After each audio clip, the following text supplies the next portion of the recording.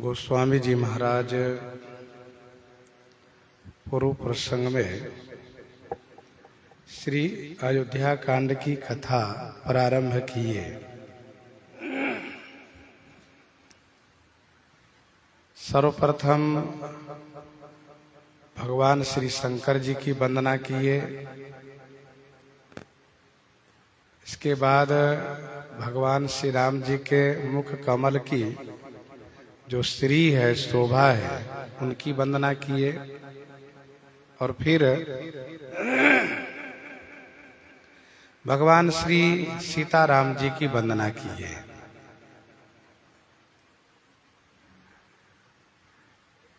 अयोध्या कांड में एक बार फिर से श्री गुरुदेव भगवान की वंदना कर रहे हैं। अयोध्या कांड में कथा गायन करना चाहते हैं श्री भरतलाल जी की। इसलिए गोस्वामी जी का मन बार बार कदरा रहा है, घबरा रहा है, क्योंकि श्री भरतलाल जी महाराज भक्तों में शिरोमणि है। और दूसरा कारण यह है कि अयोध्या कांड की कथा ऐसी कथा है कि जहां पर का सुनाई विधि काह सुनावा, का दिखाई चह काह दिखावा, ऐसे प्रसंग को वर्णन करना है। इसलिए गोस्वामी जी महाराज श्री गुरुदेव भगवान के चरण कमल के रज से अपने मन रूपी दर्पण को साफ करके फिर श्री रघुनाथ जी के निर्मल जस को वर्णन कर रहे हैं, जो जस चारों फल को देने वाला है, जो दायक फलचारी। भगवान श्री सीताराम जी का जस निर्मल है और चारों फल को देने वाला है।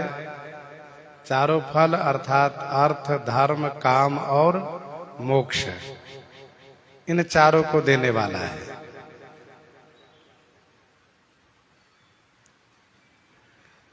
सुर दुर्लभ सुख करी जग माही, अंतकाल रघुपति पुर जाही।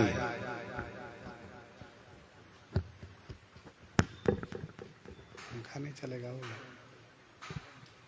क्या है? स्विच दबाइए, जोर से दबाइए स्विच को।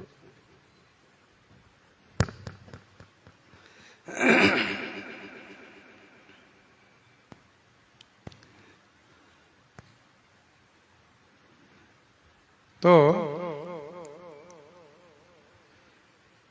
सुर दुर्लभ सुख करी जग माही, अंतकाल रघुपतिपुर जाही। संसार में देव दुर्लभ सुख प्राप्त होगा और अंत में भगवान का धाम प्राप्त होगा। तो अर्थ, धर्म, काम, ये तीनों इस लोक में प्राप्त होगा और मृत्युपरांत मोक्ष की भी प्राप्ति होगी।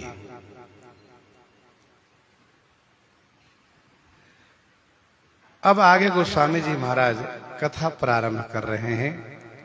जब ते राम ब्याही घर आए, नित नव मंगल मोद बधाए, नित नव मंगल मोद बधाए।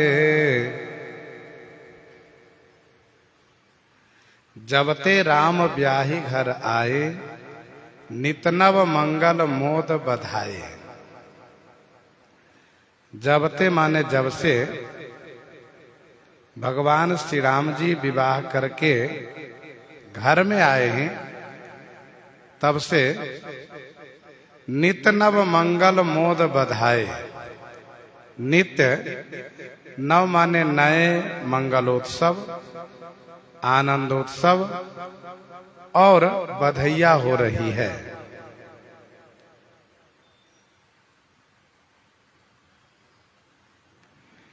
गोस्वामी जी कहते हैं, श्री राम जी विवाह करके घर आए हैं।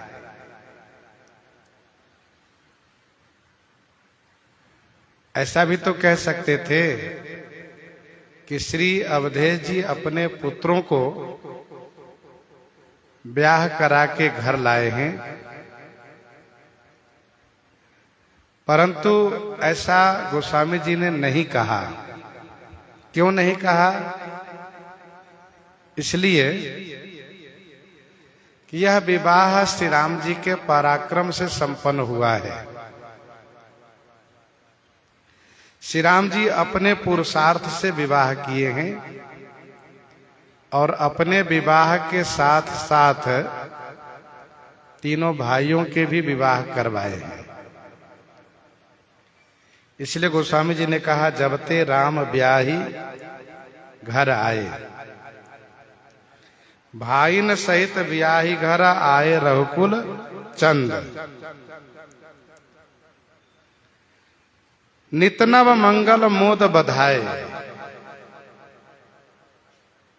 इसका अभिप्राय यह है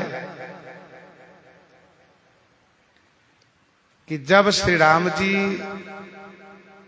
श्री विश्वामित्र जी के साथ गए, तब से माताएं मनौती मानना शुरू कर दी और जब यह शुभ समाचार प्राप्त हुआ कि श्री राम जी का विवाह हो रहा है, तो और विशेष रूप से मनौती मानने लगी कि हमारे लाला के अनुरूप सुंदर बहू प्राप्त हो। तो देवताओं से, पितरों से मनौती मानने लगी और मनौती मानने का मतलब ये होता है कि जब मनोरथ पूरा हो जाए, काम पूरा हो जाए, तो मनौती भी पूरी करनी चाहिए। श्री सीता जी गंगा जी के तट पर मनौती मानती हैं, पति देवर संग कुशल बहोरी, आई करो जेहि पूजा तोरी।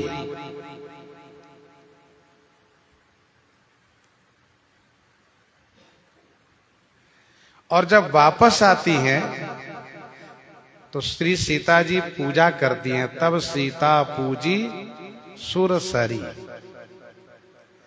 तो नियम यही है कि आपका मनोरथ जब पूरा हो तो उस मनौती को तुरंत पूरी कीजिए, देरी मत कीजिए।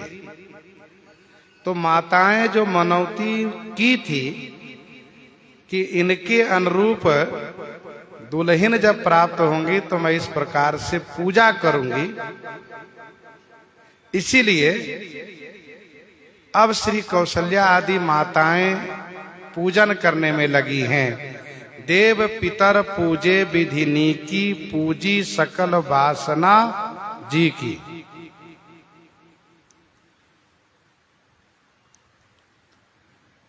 इसीलिए अयोध्या जी में नितनव मंगल मोद बधाए। नित्य नए मंगलोत्सव, आनंदोत्सव और बधैया होती है।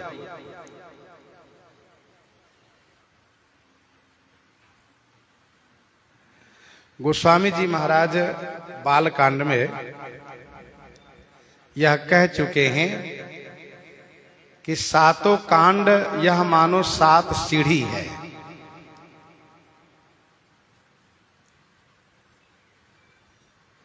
सप्त प्रबंध सुभग सोपाना।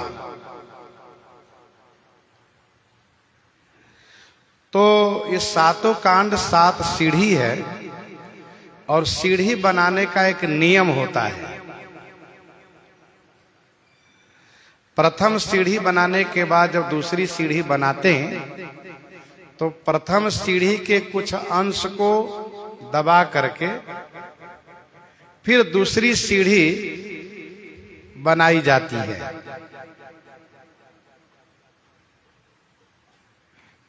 वैसे यहां पर आप समझें बालकांड की जो वह चौपाई है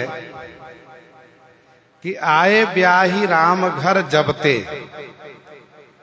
आए ब्याही राम घर जबते, बसई आनंद अवध सब तबते। और अयोध्या कांड की यह चौपाई कि जबते राम ब्याही घर आए, ये मिलान है। उस चौपाई से इस चौपाई का मिलान है। बाल कांड का महात्म और अयोध्या कांड का मंगलाचरण सीढ़ी के दावन में है, सीढ़ी के दावन में है। यही क्रम सभी कांडों में देखने को मिलेगा। जैसे अयोध्या कांड के आखिरी में सुनिएगा, परम पुनीत भरत आचरणु, मधुर मंजु मुद मंगल करनु। इसके बाद अयोध्या कांड का महात्म, अरण्य कांड का मंगलाचरण, और फिर इस चौपाई से अरण्य कांड की उस चौपाई से जोड़ दिया गया, पुरनर भरत प्रीतिमय गाई, मति अनुरूप अनूप सुहाई। तो इस चौपाई से उस चौपाई का मिलान है, जोड़ है। बीच का भाग सीढ़ी के दावन में गया। अरण्य कांड में आप पढ़ें, देखे सुंदर तरुवर छाया, देखे सुंदर तरुवर छाया, बैठे अनुज सहित रघुराया। छंद में आप पढ़ें, सिरुनाई बारहि बार चरणनि ब्रह्मपुर नारद गए। किष्किंधा कांड में जब पढ़ेंगे तो चौपाई क्या मिलेगी आपको, आगे चले बहुरी रघुराया। तो देखे सुंदर तरुवर छाया, बैठे अनुज सहित रघुराया, बैठे थे। और यहां पर कहा कि आगे चले बहुरी रघुराया। देखे सुंदर तरुवर छाया, बैठे अनुज सहित रघुराया। रघुराया वहां शब्द है, नाम है, और इस चौपाई में भी आगे चले बहुरी रघुराया। ये मिलान हुआ। वैसे ही किष्किंधा कांड के आखिरी में आप पढ़ेंगे, जामवंत मैं पूछूं तो ही, जामवंत मैं पूछूं तो ही, उचित सिखावन दीजहूं मोही। और सुंदर कांड के प्रारंभ में चौपाई आप पढ़ेंगे, जामवंत के वचन सुहाए, सुनि हनुमंत हृदय अति भाई। इस चौपाई से चौपाई का जोड़ है। बीच का भाग दामन में गया। सुंदर कांड के आखिरी में पढ़िए, सकल चरित कहि प्रभु सुनावा, चरण बंदी पाथोदि सिधावा, निज भवन गवने सिंधु। लंका कांड के प्रारंभ में आप पढ़ेंगे, सिंधु बचन सुनि राम, सचिव बोली प्रभु अस कहो, अब विलंब के ही काम करहु सेतु उतरई कटक। ये संबंध है।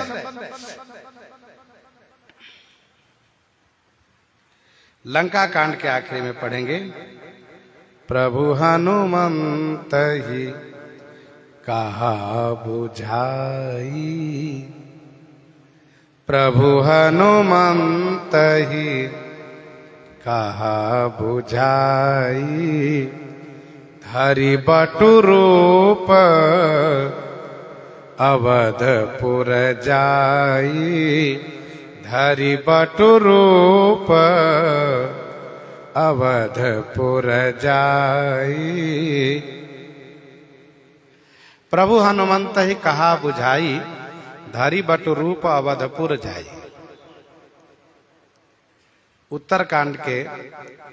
उत्तरकांड में जब पढ़ेंगे तो राम विरह सागर मह भरत मगन मन होत, विप्र रूप धरि पवन सुत, आई गयऊ जनुपोत। इस सातों कांड में इसी प्रकार से मिलान किया गया है।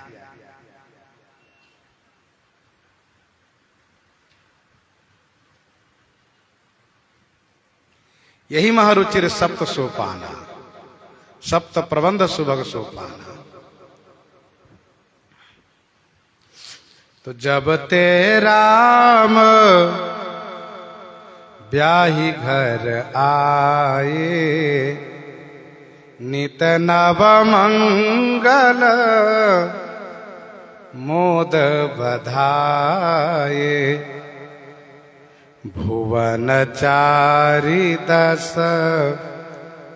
भूधर भारी, सुकृत मेघ बरसहि सुख बारी, भुवन चारि दस भूधर भारी।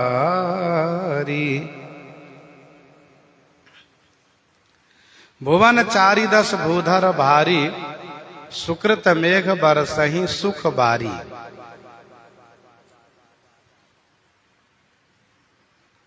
चारि दस भुवन माने 14 भुवन, ये भारी भूधर है। भूधर माने पर्वत, भारी पर्वत है। जिन पर्वतों पर सुकृत रूपी मेघ, सुकृत माने पुण्य रूपी मेघ, सुख रूपी बारी बरसही, सुख रूपी बारी माने जल बरसा रही।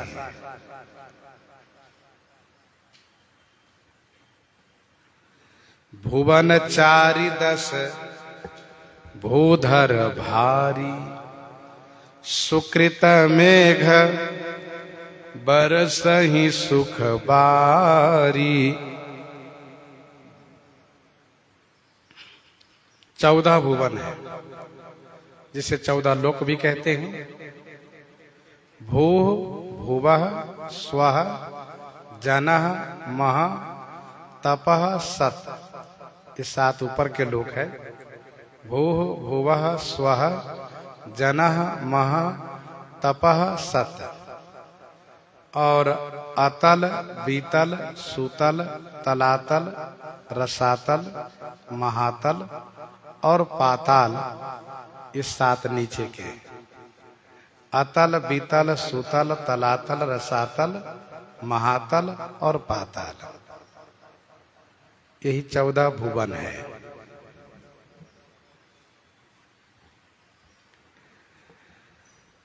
चौदहों भुवन भारी भूधर है, भारी पर्वत है। पर्वत पर विशेष पानी बरसता है और पर्वत पर विशेष वर्षा होने से पर्वत से नदी जायमान होती है, नदी प्रवाहित होती है। गोस्वामी जी कहते हैं पर्वत भारी है। जितना भारी पर्वत होगा उतनी ही भारी नदी वहां से प्रवाहित होगी।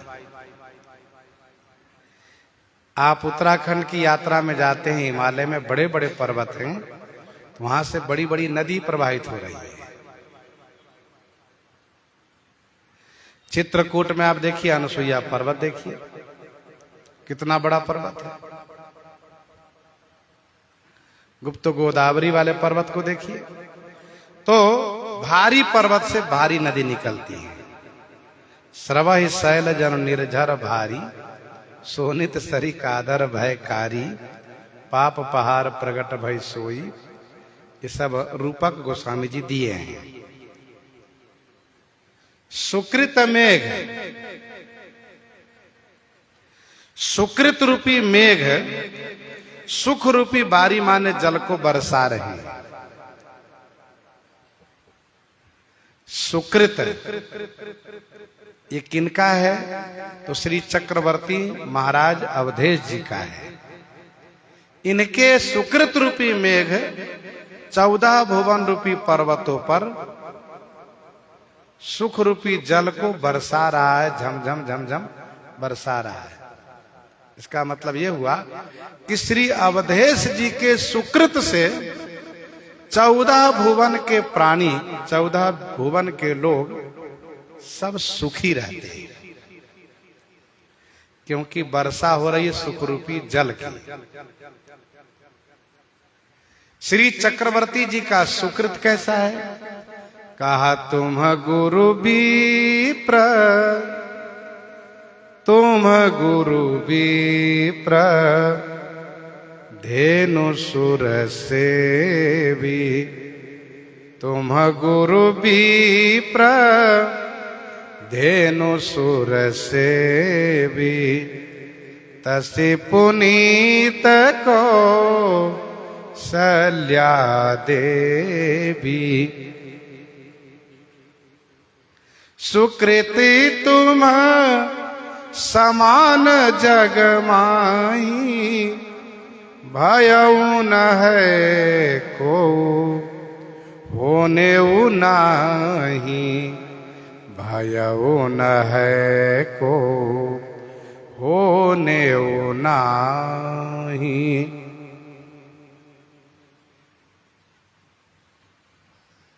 तो यह है श्री महाराज का सुकृत। नृपरानी परिजन सुकृता मधुकर वारि विहंग। सुकृत रूपी मेघ सुख रूपी जल बरसाता है। कहने का भाव यह है कि जीवन में जब सुकृत हो तो सुख अपने आप प्राप्त होता है। सुख मिलता है सुकृत से, दुख मिलता है पाप से। ना कोई किसी को सुख देने वाला है, ना कोई किसी को दुख देने वाला है। मनुष्य का अपना ही शुभ कर्म सुखप्रद है, अशुभ कर्म दुखप्रद है। सब दुख वर्जित प्रजा सुखारी, सब दुख वर्जित प्रजा सुखारी, धर्मशील सुंदर नर नारी, धर्मशील सुंदर नर नारी। वर्णाश्रम निज निज धर्म, निरत वेद पथ लोग, चलहि सदा पावहि सुखहि, नहीं भय शोक न रोग, नहीं भय शोक न रोग। भुवन चारि दस भूधर भारी, सुकृत मेघ बरसहि सुख बारी। अयोध्या कांड के प्रसंगों में विशेष रूप से गोस्वामी श्री तुलसीदास जी ने रूपक प्रस्तुत किया है। अब देखिए, कथा प्रारंभ करते ही पहले रूपक प्रस्तुत कर रहे हैं। क्या पर्वत क्या है और वर्षा क्या है, सागर क्या है, ये सब रूपक प्रस्तुत कर रहे हैं। रिद्धि सिद्धि संपत्ति नदी सुहाई, उमगी अवध अम्बुधि कहाँ आई। रिद्धि सिद्धि संपत्ति नदी सुहाई, उमगी अवध अम्बुधि कहाँ आई। रिद्धि सिद्धि संपत्ति नदी सुहाई, उमगी अवध अम्बुधि कहाँ आई।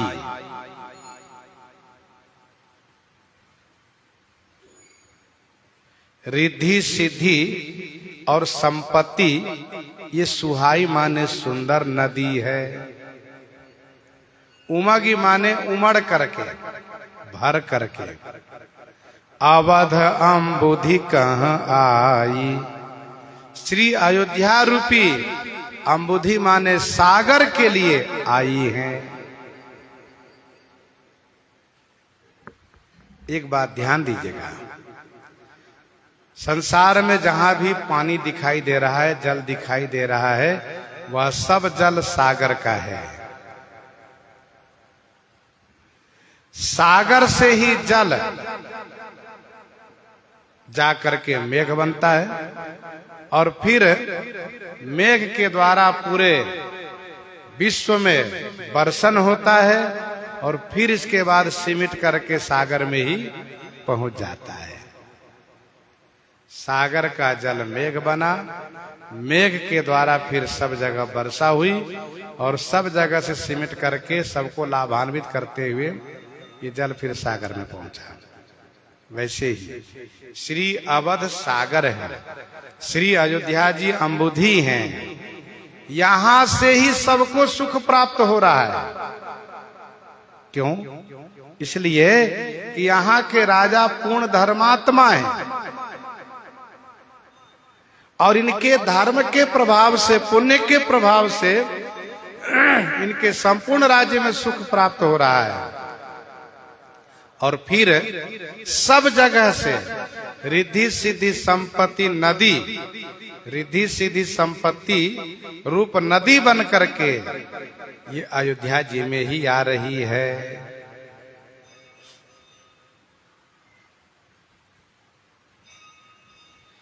जिमि सरिता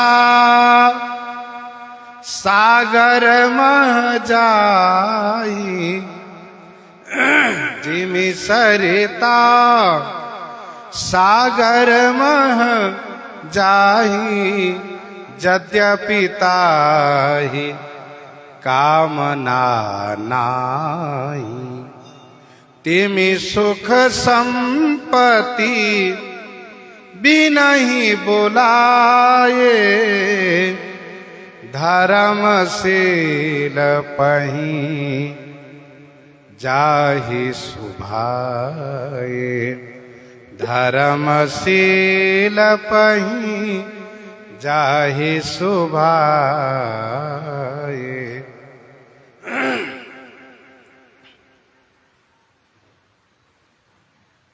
जैसे नदियां सब सागर में जाती हैं, यद्यपि सागर को कोई कामना नहीं है, वैसे ही धर्मात्मा पुरुष निष्काम होते हैं, फिर भी सारी संपत्ति इन्हीं के पास आती है।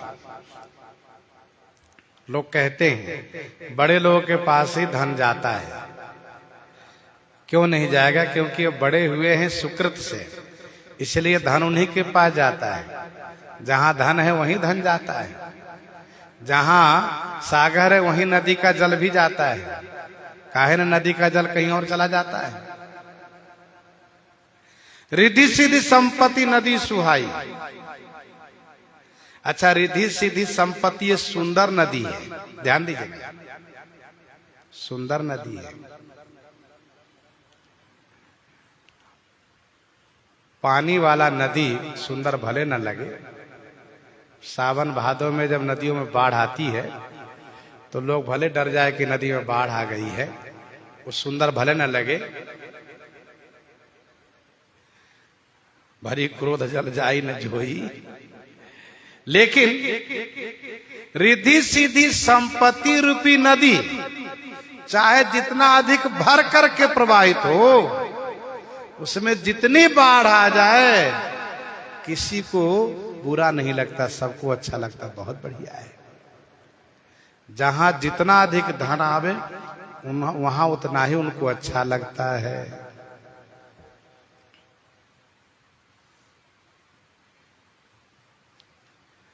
ये रिद्धि सिद्धि, वैसे इन संपत्तियों के बारे में बताया गया है, ये कुबेर की पत्नी कही जाती है। संपत्ति कुबेर की पत्नी है। रिद्धि सिद्धि आप जानते हैं, जैसे कि अणिमा, महिमा, लघिमा, गरिमा, प्राप्ति, प्रकाम्य, ईशित्व, वशित्व, अणिमा महिमा चैव, लघिमा गरिमा तथा अणिमा महिमा चैव, लघिमा गरिमा तथा प्राप्त प्राकम्य मिशित्वम वशित्वम चाष्ट सिद्धयः, ये अष्ट सिद्धि हैं। अणिमा गरिमा लघिमा महिमा प्राप्ति प्रकाम्य ईशित्व वशित्व, ये 8 सिद्धि है।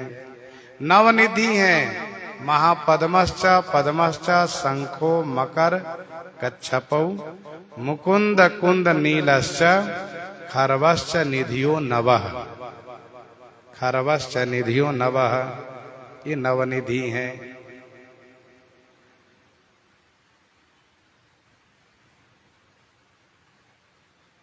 रिद्धि सिद्धि संपत्ति नदी सुहाई। अच्छा, इनको नदी से उपमित किया गया।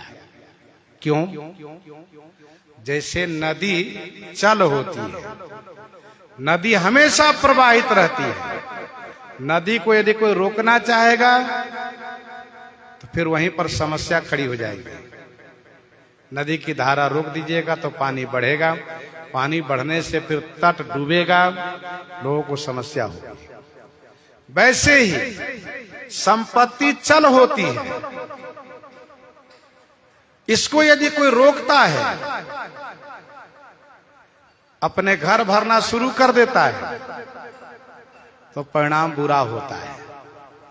क्या बुरा होता है वो सब आप जानते ही। तो इसीलिए इनको कहा सुहाई नदी। सीधी सब सिया आय सुअकनी गई जहां जनवास, लिए संपदा सकल सुखा सुरपुर भोग विलास।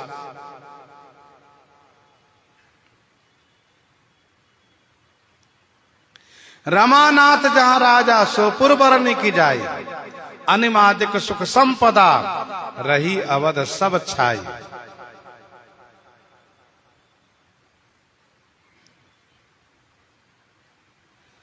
तो नदी सुंदर है। कौन नदी? कहा रिद्धि सिद्धि संपत्ति रूपी नदी। इनकी बाढ़ सबको अच्छी लगती है, संपत्ति के बाढ़ किसी को बुरी नहीं लगती है, इसलिए कहा यह सुहाई नदी है। अथवा यूं कहिए कि रिद्धि सिद्धि संपत्ति रूपी नदी सुहाई वह होती है। कौन?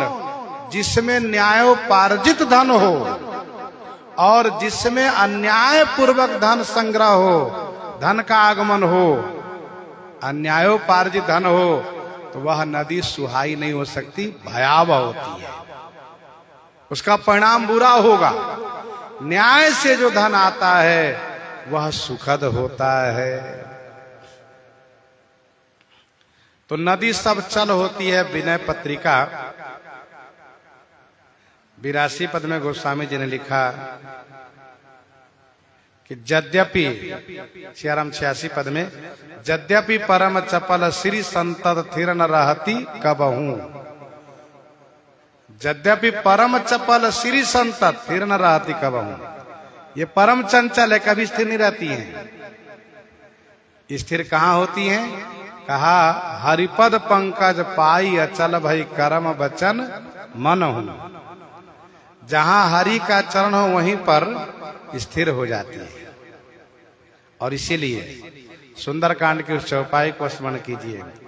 राम विमुख संपत्ति प्रभुताई, राम विमुख संपत्ति प्रभुताई, जाई रही पाई बिनु पाई।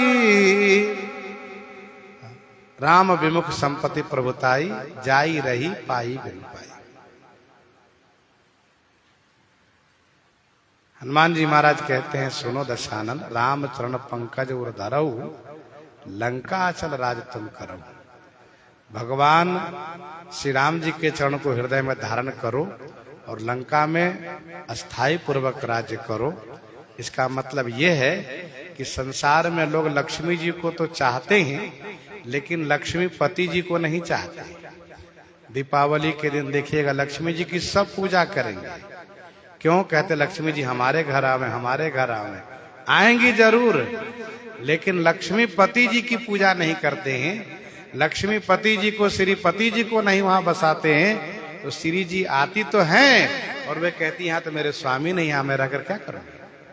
सुबह आती, शाम को चली जाती, नहीं ठहरती है। किसी भी पतिव्रता नारी को उनके पति के बिना उनको नहीं रोका जा सकता है। तो यद्यपि परम चपल श्री सूची अमोल सुंदर सब भांति। कैसी मणि? कहा सुजाति, सूची, अमोल, सुंदर सब भांति मणिगण है। पुर नर नारी, पुर के सभी नर नारी, सुजाति माने सुंदर जाति, सूची माने पवित्र, अमोल माने अमूल्य, और सब प्रकार से सुंदर मणिगण है।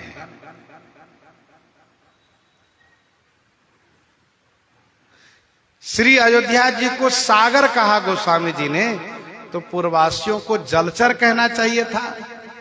तो सो जलचर न कह करके गोस्वामी जी ने मणिगण कहा। ऐसा क्यों?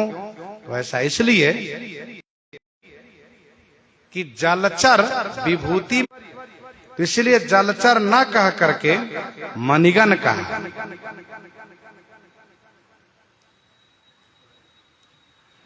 मणिगण पुर नर नारी सुजाति। अयोध्या जी के नर नारी सब मणिगण के समान है।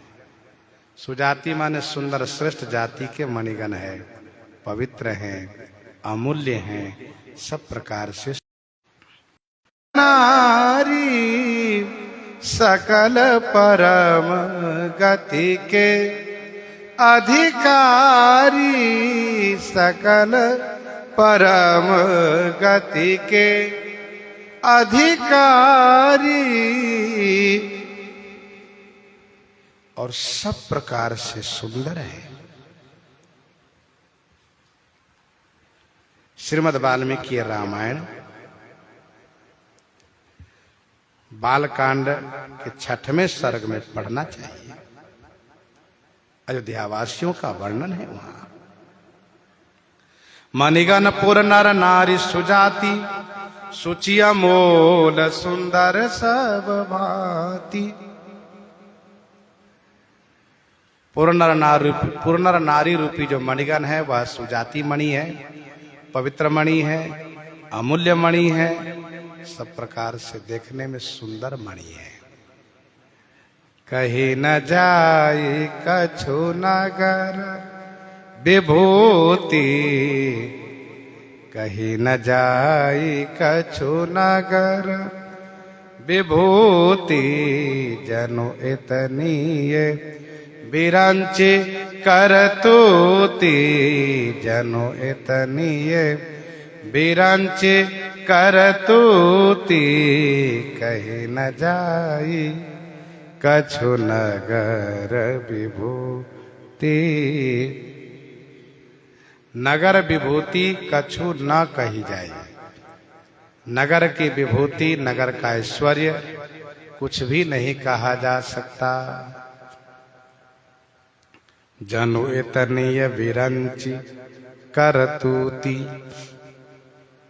जनु मानो विरंची ब्रह्मा जी की इतनी है, बस इतनी ही मात्र करतूती है, यही करनी है। कहीं न जाई कछु नगर विभूति।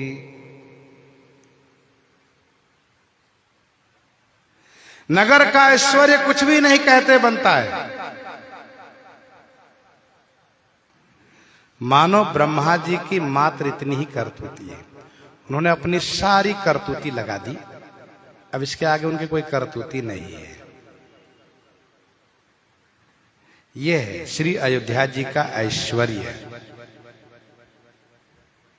श्री अवध का ऐश्वर्य है।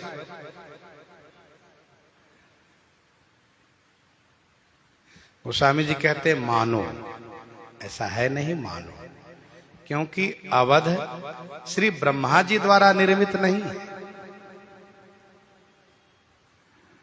गीतावली उत्तरकांड 23 पद में आप पढ़ें तो गोस्वामी जी कहते हैं, देखत अवध को आनंद, हरसि बरसत सुमन निशिदिन देव तनिको वृंद। देखत अवध को आनंद। नगर रचना सखन, नगर रचना सिखन को विधि तकत बहुविधि बंद, निपट लागत अगम ज्यों जल चरण ही गमन सुछंद। ब्रह्मा जी प्रकृति को जिस प्रकार से बना ले जाते हैं उस प्रकार से अयोध्या जी को नहीं बना सकते। जिस प्रकार से जलचर, जल में रहने वाला जीव जंतु जल के भीतर खूब तेजी से चलता है, लेकिन उसको बाहर कर दीजिए तो उसकी गति बिल्कुल धीमी हो जाती है, वैसे नहीं चल सकते वे। तो ब्रह्मा जी महाराज की रचना से परे हैं। फिर भी समझने के लिए गोस्वामी जी ने कहा कि जनु इतने विरंची कर तूती, अवधपुरी बासिन कर, अवधपुरी बासिन कर, सुख संपदा समाज, सहस शेष नहीं कही सकहीं, जहाँ निरपराम विराज, जहाँ निरपराम विराज।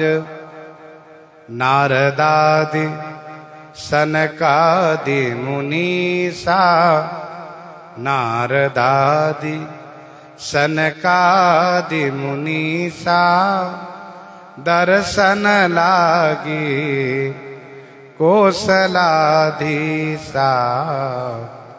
दिन प्रति सकल अयोध्या आवही, देखे नगर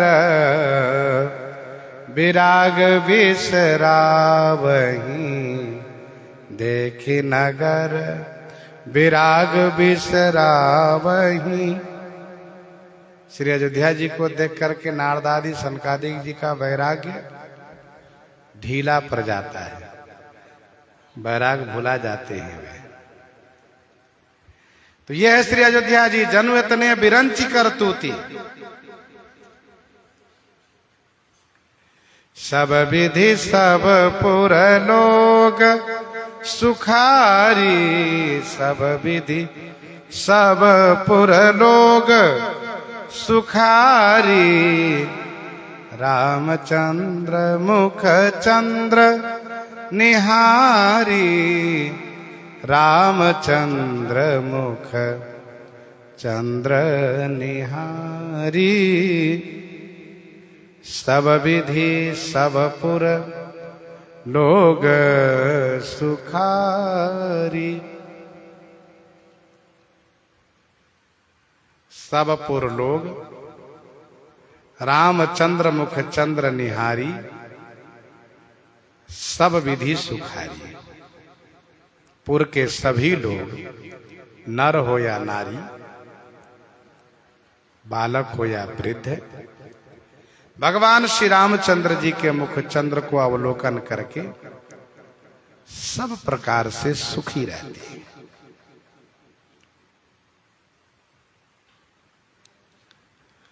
लोगों का स्वार्थ और परमार्थ दोनों बहुत सुंदर है। सब विधि सब लोग सुखारी, सब विधि सब पुर लोग सुखारी, यह स्वार्थ हुआ। रामचंद्र मुख चंद्र निहारी, यह परमार्थ हुआ।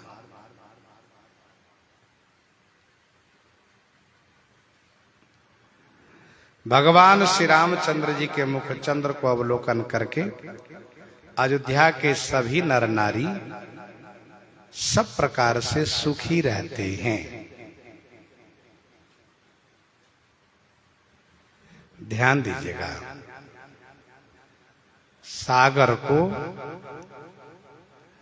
नदियों के प्राप्ति पर उतना सुख नहीं होता है जितना कि उन्हें पूर्ण चंद्रमा को देखने से सुख होता है।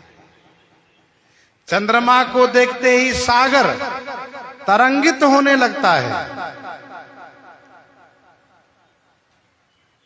उल्लासित होता है। वैसे ही अयोध्या के लोग भौतिक सुख से उतना आनंदित नहीं होते हैं जितना कि भगवान श्री रामचंद्र जी के मुख चंद्र को अवलोकन करने से तरंगित होने लगते हैं, उल्लासित होने लगते हैं। उत्तरकांड में सुनिएगा। राका शशि रघुपतिपुरा सिंधु देखी हरसान, राका शशि रघुपतिपुरा सिंधु देखी हरसान, बढ़्यो कोलाहल करत जनु नारी तरंग समान, बढ़्यो कोलाहल करत जनु नारी तरंग समान।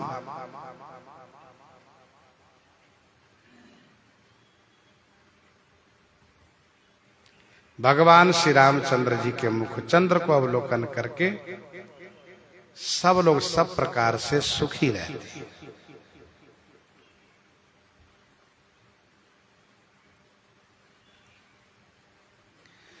भगवान श्री राम जी का मुख चंद्र, मुख छवि कही न जाय मोहि पाई। एक बात और स्मरण में रखना चाहिए कि अयोध्या वासियों को सब प्रकार का सुख तभी सुखद लगता है जब साथ में भगवान श्री रामचंद्र जी हो। श्री राम जी के बिना कोई सुख सुखद महसूस नहीं होता है। भगवान श्री राम जी जब वन को चले जाते हैं तो अयोध्यावासी सब दुखी हो जाते हैं। तमसा तट तक साथ लगे रहते हैं, लेकिन वहां पर छोड़ करके श्री राम जी जब चले जाते हैं तो सब वापस आते हैं और बड़े दुख के साथ जीवन काटने लगते हैं, मतलब जीवन बिताने लगते हैं। दुखमय जीवन को बिताना कहते हैं, काटना कहते हैं। श्री भरतलाल जी जब ननिहाल से आते हैं तो गोस्वामी जी कहते हैं, पुरजन मिलहि न कहहि कछु, गवहि जोहारहि जाहि, भरत कुशल पूछी न सकहि, भय विषाद मन माहि। कोई बात नहीं, केवल औपचारिक प्रणाम करके चले जाते हैं, व्यवहार करते हैं केवल। क्योंकि अयोध्या वासियों का सिद्धांत है, जहां राम तहां अवध निवासु, तहीं दिवस जहां भानु प्रकाशु। जहां राम तहां सबई समाजु, बिनु रघुवीर अवध नहीं कहा। गीतावली उत्तरकांड 19 पद में गोस्वामी जी कहते हैं, नाकेश दुर्लभ भोग लोग, नाकेश दुर्लभ भोग लोग करहि न मन विषय निहरे, सब विधि सब पुरलोगनि सुखारी, रामचंद्र मुख चंद्र निहारी, रामचंद्र मुख चंद्र निहारी। मुदित मातु सब सखी सहेली, फलित बिलो की मनोरथ बेली, मुदित मातु सब सखी सहेली, फलित बिलो की मनोरथ बेली। मुदित मातु सब सखी सहेली, फलित बिलो की मनोरथ बेली।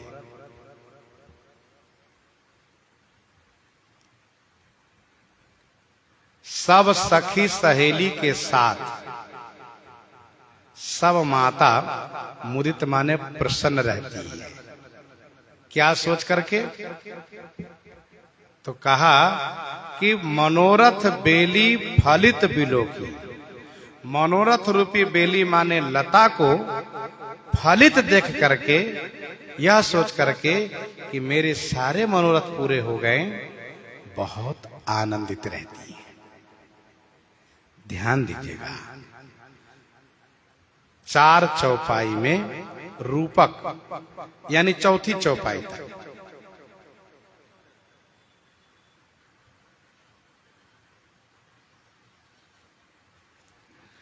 चौथी चौपाई में रूपक पूरा करके, यानी 4 चौपाई में।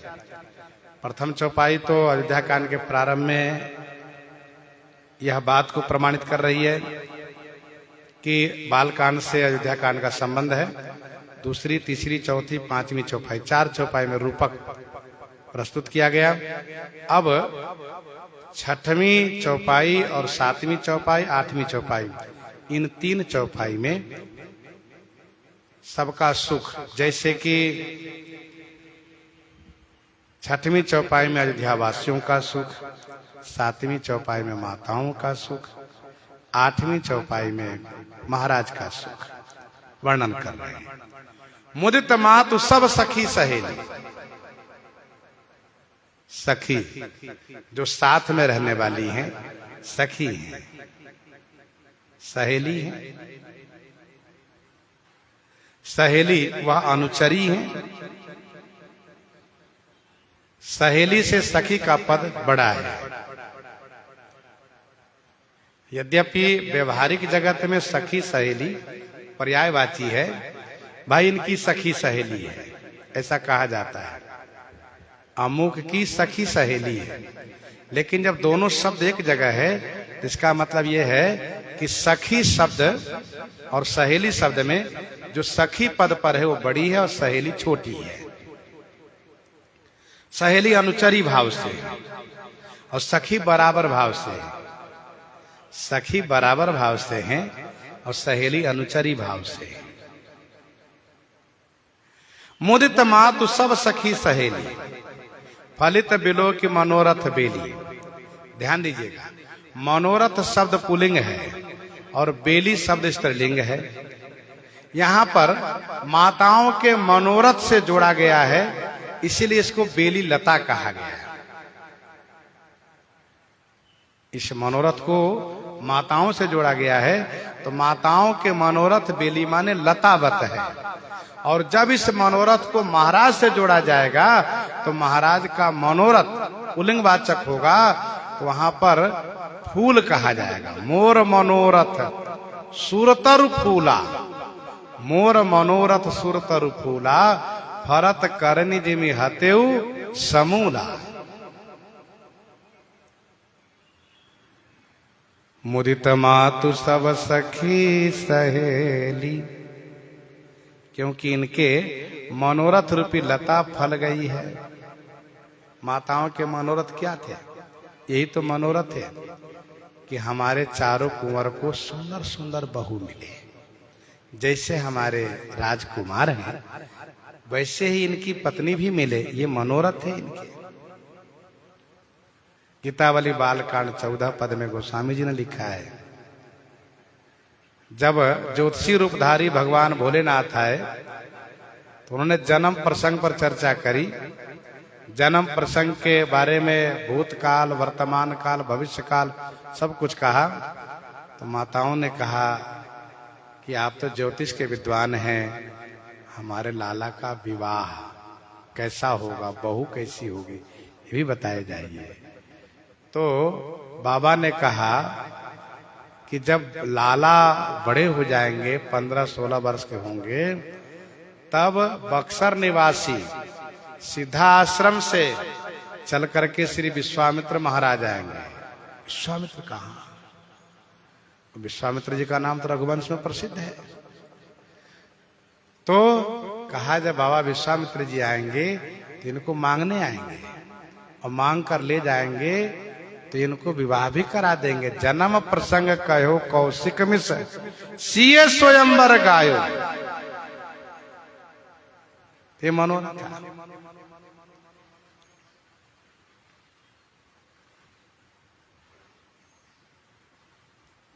मुदित मातु सब सखी सहेली। गीतावली बालकांड 107 108 पद में पढ़ना चाहिए। माताओं के मनोरथ पूरे हुए। मानस में गोस्वामी जी ने लिखा, यही सुख ते सतकोटि गुना, पावहि मातु आनंद, भाइन सहित ब्याही घर, आए रघुकुल चंद, आए रघुकुल चंद।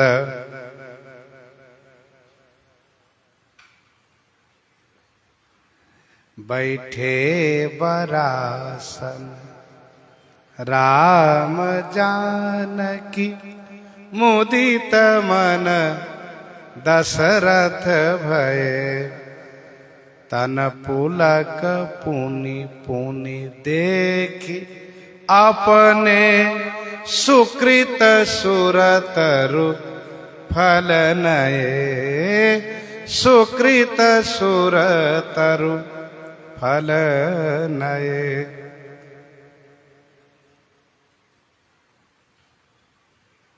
मुदित अवधपति सकल सुता बधुन समेत निहारी, जन पाए महिपाल मणि, क्रियन सहित फल चारी। तब केवल फल मिले थे, अब क्रिया की भी प्राप्ति हो गई।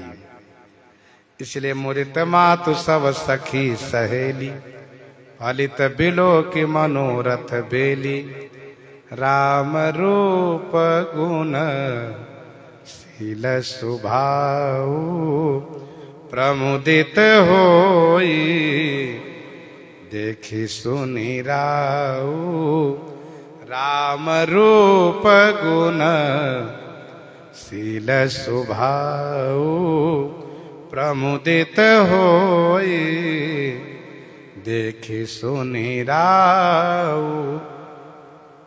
भगवान श्री रामचंद्र जी के रूप गुण शील स्वभाव को देख करके सुन करके महाराजा श्री अवधेश जी श्री चक्रवर्ती जी प्रमोदित हुई, बड़े आनंदित हुआ करते हैं, बड़े खुश रहते हैं। अब सबके मन में एक ही मनोरथ प्रकट हो रहा है। वो क्या मनोरथ है, ये चर्चा हम लोग आगे करेंगे। प्रसंग को यहीं पर हृदयंगम करते हुए आइए श्रवण करते हैं श्री भक्तमाल जी से।